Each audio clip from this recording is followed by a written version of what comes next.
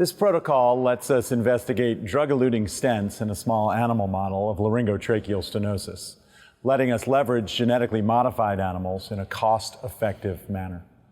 Transoral placement of the drug-eluting airway stent spares the animals from an open incision into the trachea, representing a more clinically relevant model of laryngotracheal stenosis.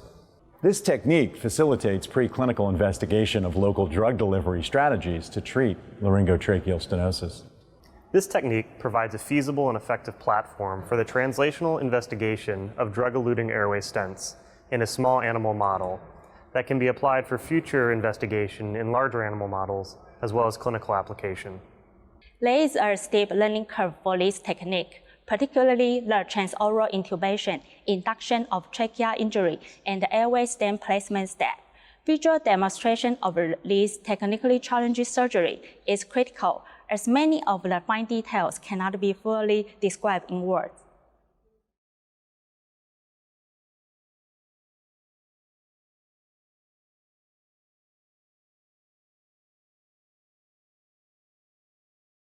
To make a 1% rapamycin-containing polymer solution, add 6 milligrams of rapamycin to 600 milligrams of 70 to 30 PLLA-PCL in a glass vial.